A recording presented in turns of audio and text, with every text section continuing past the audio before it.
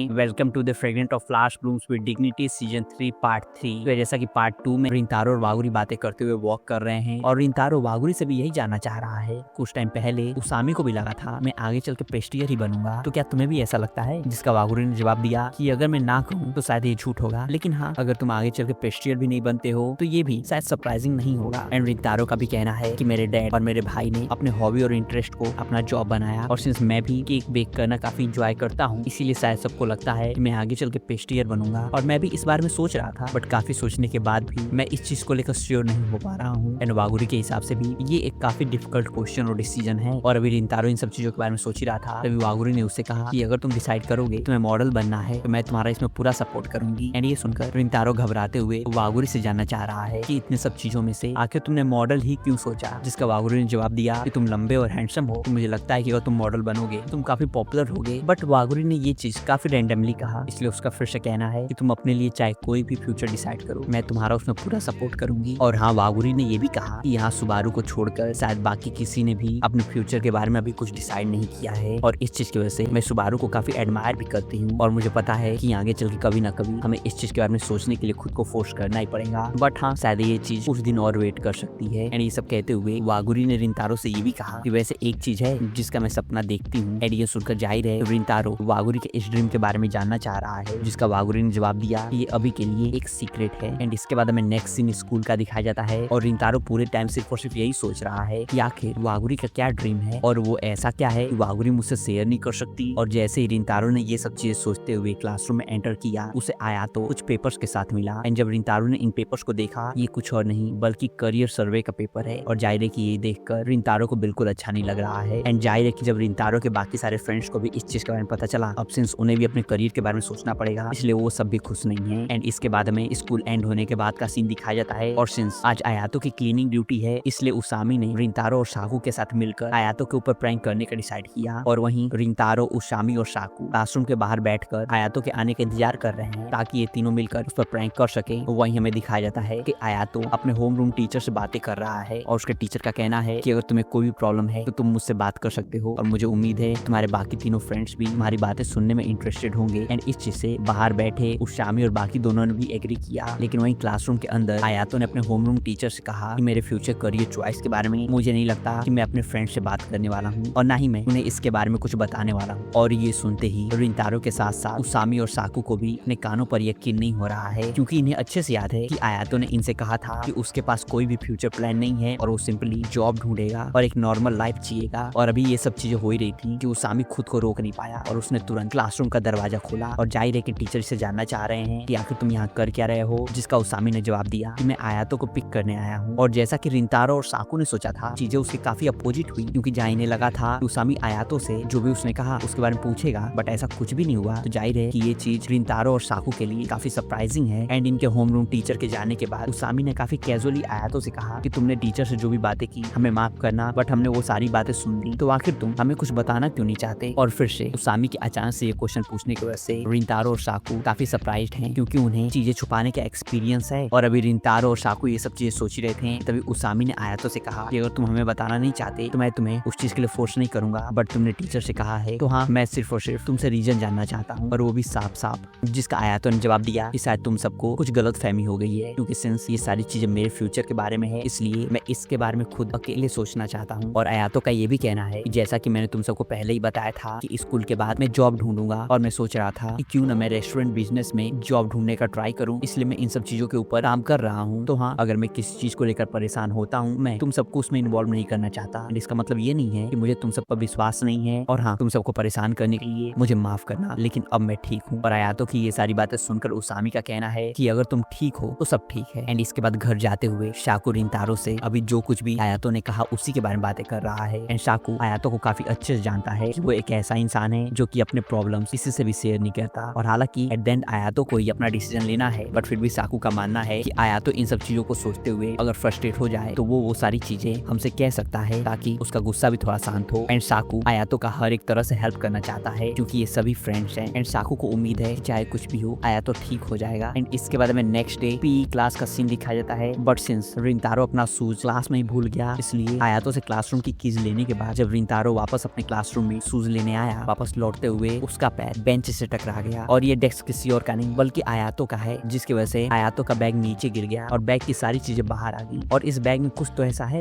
जिसे देखकर रिंतारो काफी शॉक्ड है। और वहीं दूसरी तरफ वागुरी के स्कूल में वागुरी, सुबारू और उनके बाकी सारे फ्रेंड्स बातें कर रहे हैं, जहाँ वागुरी क्लोजिंग सेरेमनी एंड होने के बाद रिंतारो के घर पर उसकी हेल्प करने के लिए काफी एक्साइटेड है और वहीं सुबारू इस चीज को लेकर काफी पैनिक में है कि कहीं वो रिंतारो की हेल्प करने की जगह उनका कुछ नुकसान न करा दे, जिसका वागुरी ने जवाब दिया कि जो चीज अभी तक हुई नहीं उसके बारे में सोचकर तुम पैनिक मत करो और अगर ऐसा कुछ हुआ भी तो मैं तुम्हारी पूरी हेल्प करूंगी। और साथ ही वागुरी अपने डेट के बारे में सोच रही है, साथ ही वो ये भी सोच रही है कि अभी रिंतारो क्या कर रहा होगा। और वहीं दूसरी तरफ हॉलवे में वॉक करते हुए रिंतारो ने आयातो से फिर से कंफर्म किया कि आखिर तुम कहाँ पर काम करने वाले थे। एंड उसके पूछने पर आयातो ने बताया शायद एक रेस्टोरेंट में, जिसके बाद में थोड़ी देर पहले का सीन दिखाया जाता है जब रिंतारो से गलती से आयातो का बैग गिर गया। उसे आयातो के बैग में सिविल सर्वेंट टेस्ट एग्जाम का नोट्स मिला और रिंतारो यही सोच रहा है कि एक तरह से देखा जाए तो आयातो ने झूठ नहीं बोला, वो जॉब ही करने वाला है, बट अगर उसका प्लान किसी रेस्टोरेंट में काम करने का है तो आखिर क्यों उसके पास ये बुक है। और सिंस बुक पर बुक मार्क देखने के बाद रिंतारो को ये तो रियलाइज हो चुका है कि आयातो इस चीज को लेकर काफी सीरियस है, बट उसे ये समझ नहीं आ रहा है कि अगर ऐसा है तो आखिर वो अपना पैशन क्यों नहीं फॉलो कर रहा है। एंड रिंतारो अभी चाह कर भी आयातो से ये चीज पूछ नहीं सकता, क्योंकि उसके हिसाब से अगर उसने ऐसा कुछ किया तो ये काफी एरोगेंट साउंड करेगा और वैसे भी उसके पास खुद कोई अपना फ्यूचर प्लान नहीं है। एंड इन सब चीजों के बारे में सोच सोच कर रिंतारो काफी परेशान भी हो रहा है। एंड इसके बाद में स्कूल एंड होने के बाद का सीन दिखाया जाता है और अभी वागुरी अपने फ्रेंड से बातें कर ही रही थी, तभी जैसे उसे रिंतारो का मैसेज रिसीव हुआ कि क्या मैं तुमसे आज मिल सकता हूँ। इन्हें बाय कहने के बाद वागुरी दौड़ते हुए रिंतारो से मिलने आई एंड रिंतारो से मिलते ही वागुरी उसे जानना चाह रही है कि आखिर तुम्हें कुछ हुआ है क्या, और जो भी है तुम मुझसे शेयर कर सकते हो, मैं तुम्हारी पूरी बात सुनूंगी। जिसका रिंतारो ने जवाब दिया कि नहीं, जैसा तुम सोच रही हो वैसा कुछ भी नहीं है, मैं सिर्फ और सिर्फ तुम्हें अभी देखना चाहता था और सिंस ये दोनों कल मिलने ही वाले थे इसलिए वागुरी को पता है कि रिंतारो ने सिर्फ और सिर्फ उसे देखने के लिए यहाँ पे तो नहीं बुलाया है। जिसके बाद हिचकिचाते हुए रिंतारो ने वागुरी से फिर से कंफर्म किया कि क्या सच में तुम मेरी बातें सुनने में इंटरेस्टेड हो। जिसके बाद में अगले सीन में दिखाया जाता है रिंतारो और वागुरी दोनों साथ में बेंच पर बैठे हुए हैं और बाहर बारिश हो रही है एंड रिंतारो ने आयातो का बिना नाम लिए हर एक चीज के बारे में वागुरी को बताया और वो उसे जानना चाह रहा है इस सिचुएशन में आखिर मुझे क्या करना चाहिए। एंड अपने मन की ये सारी बातें कहने के बाद रिंतारो ने वागुरी से इस डिफिकल्ट सिचुएशन में उसे इन्वॉल्व करने के लिए सॉरी कहा एंड उसके सॉरी कहते ही वागुरी ने तुरंत उसे हक कर लिया। एंड जाहिर है ये चीज अचानक से होने की वजह से रिंतारो पूरी तरह से शॉक्ड और एम्बैरेस्ड है। एंड इन दोनों के कन्वर्सेशन में हमें पता चला कि वागुरी ने रिंतारो को अभी इसलिए हक किया है ताकि वो उसका एंग्जाइटी थोड़ा कम कर सके और उसका ये भी कहना है कि मुझे पता है कि शायद मैं तुम्हारे प्रॉब्लम्स को सॉल्व करने में हेल्प न कर सकूं, बट मैं तुम्हारे लिए इतना कर सकती हूँ पर मुझे यकीन है कि सब कुछ ठीक हो जाएगा। और ये सब कहते हुए वागुरी रिंतारो को और टाइटली हक कर रही है, इसलिए रिंतारो ने पीछे हटते हुए वागुरी से कहा कि क्या तुम अभी मुझे एक बच्चे की तरह ट्रीट कर रही हो। एंड जाहिर है कि रिंतारो का एम्बैरेस्ड फेस और उसकी ये सारी बातें सुनकर वागुरी अभी मुस्कुरा रही है और उसका कहना है कि नहीं, ऐसा बिल्कुल नहीं है। और यहाँ से जाने से पहले वागुरी ने फिर से रिंतारो से कहा कि अगर तुम्हें कभी भी मेरी हेल्प चाहिए तो मैं हमेशा तुम्हारे साथ हूँ। रिंतारो के यहाँ से जाने के बाद हमें पता चला कि वागुरी भी उसे हक करते टाइम काफी नर्वस थी, बट स्टिल उसने अपना बेस्ट दिया। और वहीं जब रिंतारो घर लौटा उसकी मॉम ने उससे कंफर्म किया कि तुम्हारे फ्रेंड्स क्लोजिंग सेरेमनी के बाद आने वाले हैं ना। एंड जब रिंतारो ने हाँ कहा उसकी मॉम ये सुनकर काफी खुश है कि उन्हें रिंतारो के फ्रेंड्स को एक साथ यहाँ पर देखने का मौका मिलेगा। और वहीं रिंतारो का फेस एक्सप्रेशन अभी देखकर उसकी मॉम काफी अच्छे समझ रही है कि अभी कुछ तो हुआ है, इसलिए उन्होंने रिंतारो से क्लियरली पूछा कि कुछ हुआ है ना, और ये चीज मुझे तुम्हारे फेस से पता चल रहा है। जिसके बाद रिंतारो ने अपनी मॉम को भी आयातो का बिना नाम लिए हर एक चीज क्लियरली बताया। एंड आयातो का नाम न लेने के बावजूद भी पता नहीं कैसे उसकी मॉम ये समझ गई कि रिंतारो अभी आयातो के बारे में ही बात कर रहा है। एंड ये सुनकर रिंतारो सच में काफी शॉक्ड हो गया, जिससे उसकी मॉम को भी ये कंफर्म हो गया कि जो वो सोच रही थी वो बिल्कुल सही है। एंड रिंतारो की मॉम का कहना है कि मेरे ख्याल से तुम्हें इस चीज के बारे में नहीं सोचना चाहिए क्योंकि शायद तुम इसमें कुछ कर नहीं सकते, बट हाँ बेटर यही रहेगा कि तुम आयातो से अपनी फीलिंग्स के बारे में बात कर लो और तुम उसे बताओ कि तुम अभी क्या सोच रहे हो, क्योंकि तुम दोनों चाहे कितने भी करीब हो बट कुछ चीजें ऐसी भी हैं जिनके बारे में अगर तुम दोनों बात नहीं करोगे तो शायद तुम दोनों को एक दूसरे की फीलिंग्स के बारे में कभी पता भी नहीं चलेगा। और मैं बस इतना चाहती हूँ कि आगे चल के कभी भी तुम्हें इस चीज का रिग्रेट न रहे, और जब आयातो को उसके क्वेश्चंस का आंसर मिल जाए तो तुम सिर्फ और सिर्फ उस पर विश्वास रखना। एंड अपनी मॉम की ये सारी बातें सुनकर रिंतारो ने भी खुद से कहा कि आयातो चाहे कुछ भी कहे मैं उसके हर एक डिसीजन को एक्सेप्ट करूंगा और मैं उसकी उसमें पूरी हेल्प भी करूंगा। एंड इसके बाद हमें नेक्स्ट सीन 24 दिसंबर का दिखाया जाता है और सिंस आज आयातो का क्लास ड्यूटी है इसलिए वो इस चीज के बारे में भी सोच रहा है और साथ ही वो भी करियर सर्वे के डॉक्यूमेंट्स को भी देख रहा है। और अभी आयातो इन सब चीजों के बारे में सोच ही रहा था, तभी यहाँ पर अचानक से रिंतारो आ गया। रिंतारो को अचानक से देखकर आयातो घबरा गया और वो जानना चाह रहा है कि आज वो भी इस टाइम पर रिंतारो यहाँ पर कर क्या रहा है। जिसका रिंतारो ने जवाब दिया कि मुझे पता था कि इस टाइम पर सिर्फ तुम्हारी क्लास ड्यूटी है इसलिए तुम्हारे अलावा यहाँ पर कोई भी नहीं होगा और मुझे तुमसे किसी चीज के बारे में बात करनी है। और अब आयातो रिंतारो से जानना चाह रहा है कि आखिर तुम किस चीज के बारे में बात करना चाहते हो। जिसके इसके बाद रिंतारो ने सबसे पहले आयातो से माफी मांगा और बताया कि कुछ टाइम पहले पी क्लास के टाइम मैं तुम्हारे डेस्क से टकरा गया और तुम्हारा सारा सामान नीचे गिर गया एंड तुम्हारे बैग से मुझे पुलिस ऑफिसर टेस्ट एग्जाम का क्वेश्चन पेपर भी मिला, इसलिए तुम्हारी चीजों को देखने के लिए मुझे माफ करना। और साथ ही जो अभी मैं कहने वाला हूँ शायद उस चीज से तुम नफरत भी करो, इसलिए मैं तुमसे पहले ही ये चीज कहने के लिए माफी चाहता हूँ। एंड फाइनली रिंतारो ने आयातो से कहा कि मैं सोच रहा था कि कहीं तुम्हारा रियल ड्रीम पुलिस ऑफिसर बनना तो नहीं है। एंड ये सुनकर आयातो ने हंसते हुए कहा, रिंतारो आखिर तुम्हारे मन में ये चीज क्यों आई? बट अभी रिंतारो का फेस एक्सप्रेशन पूरी तरह से सीरियस है, इसलिए आयातो भी एक पल के लिए सहम गया। और रिंतारो ने पहले से डिसाइड किया था कि वो यहाँ पर सिंपली बैठकर बात करने वाला तो नहीं है, इसलिए उसने आयातो से फिर से कहा कि मैं तुमसे सिंपली जानना चाहता हूँ कि मैंने अभी जो कहा वो सच है या फिर नहीं।